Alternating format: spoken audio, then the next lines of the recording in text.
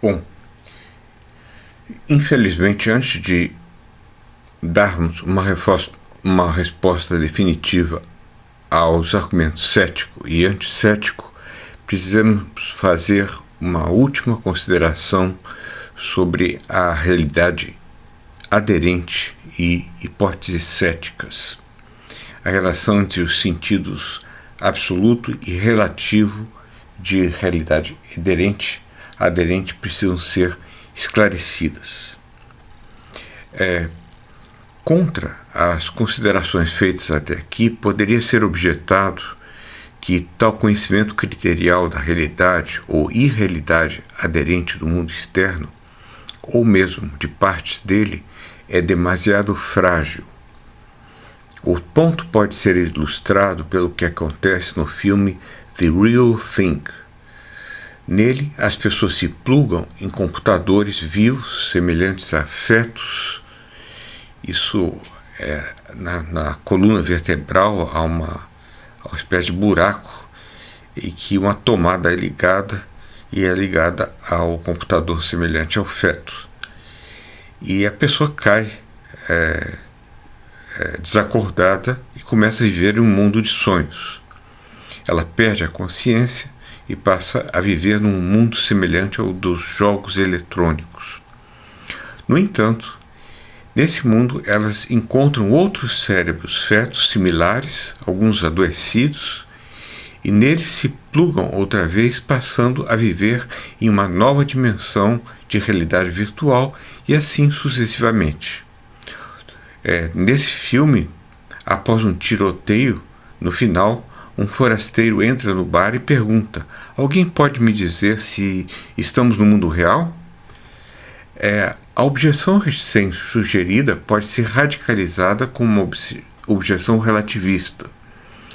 Isso parece ficar claro quando examinamos as possibilidades de derrota, defeat, de nossos exemplos, sejam eles quais forem.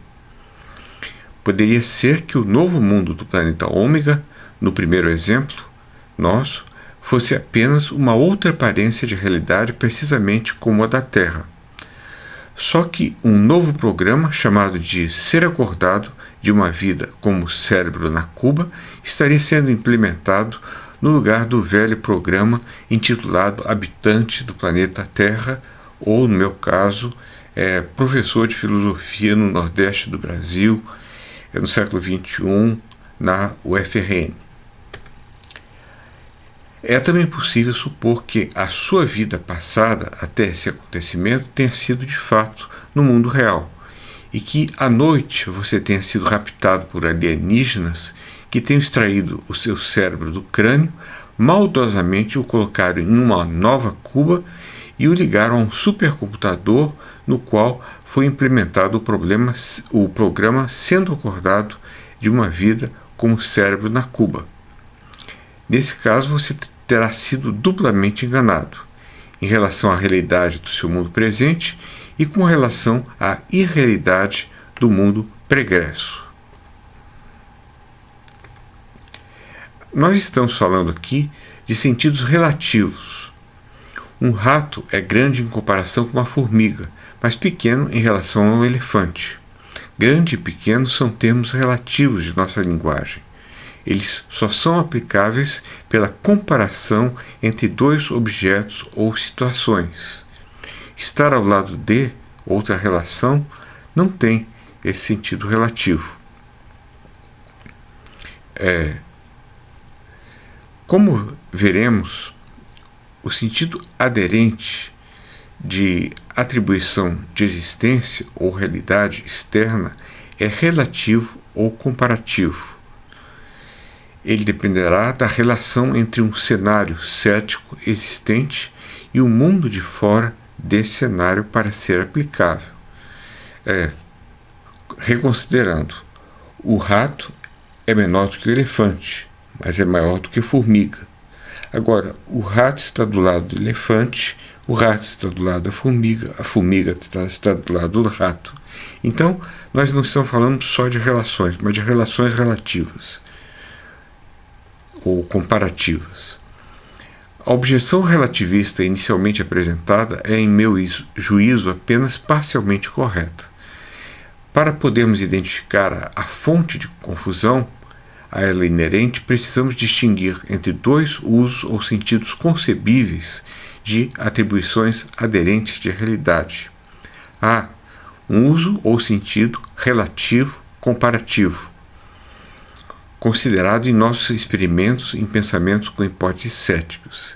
Nesse sentido, ele depende sempre de hipóteses céticas.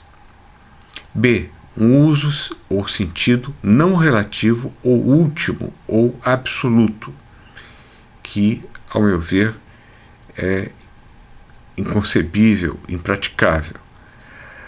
Eu quero mostrar que a objeção relativista se aplica ao sentido B, mas não ao sentido A, da atribuição de realidade aderente, e que o erro está em querer estendê-la também ao sentido A.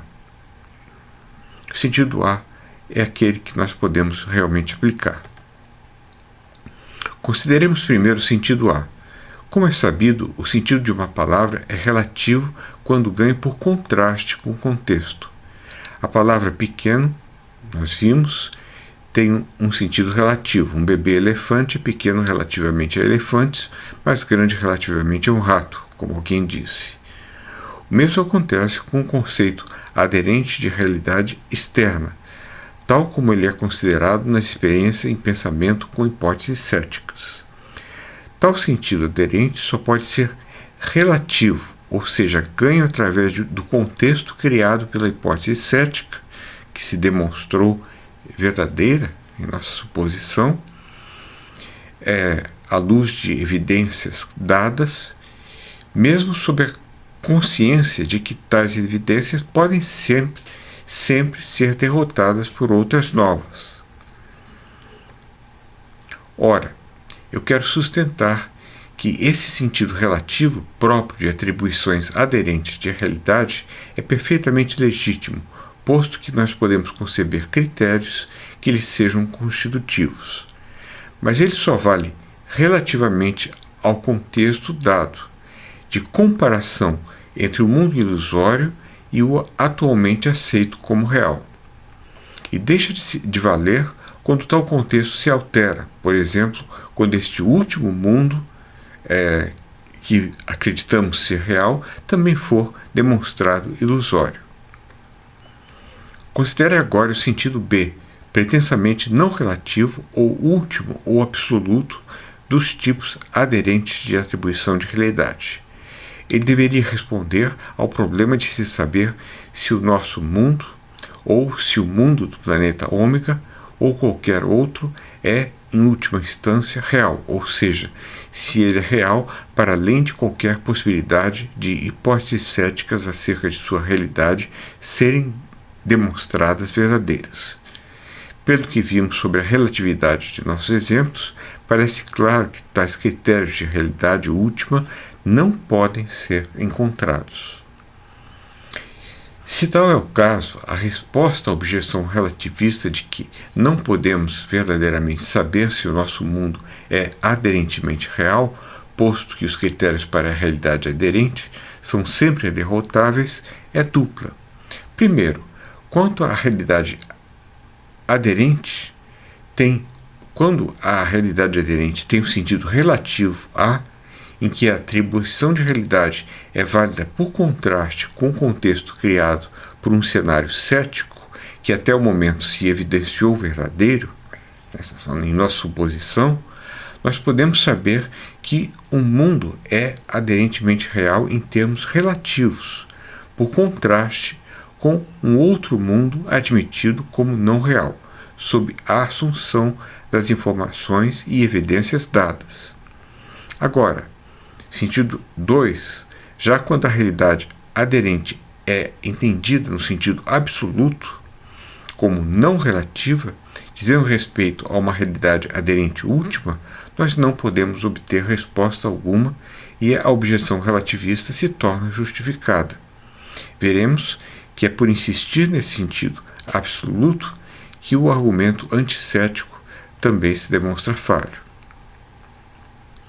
Parece assim que somos, no final das contas, completamente incapazes de saber da realidade aderente não relativa ou absoluta ou última do mundo externo. Essa é uma limitação nossa. Mas, em minha opinião, não precisamos nos desesperar diante dessa constatação, dado que ela é inofensiva. Para percebê-lo, basta nos lembrarmos que não temos critérios para tal conhecimento e que enunciados sem critério de aplicação devem ser carentes de sentido. É dizer, se a realidade é última ou não é uma questão vazia.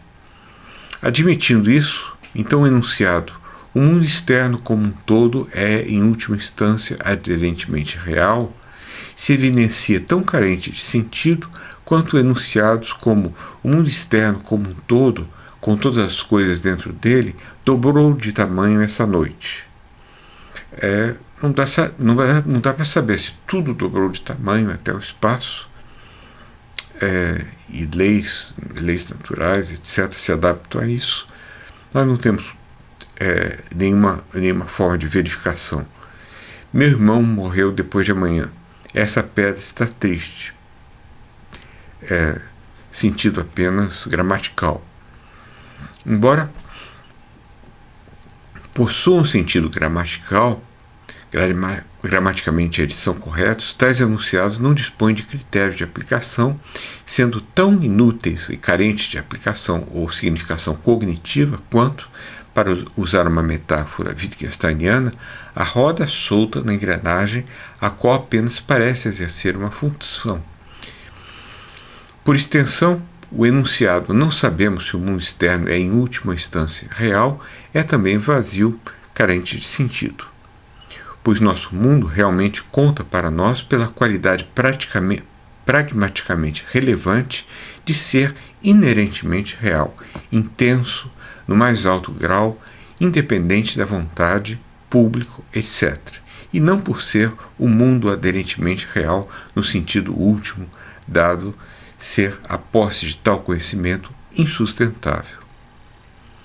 Finalmente chegaremos à resposta ao cético.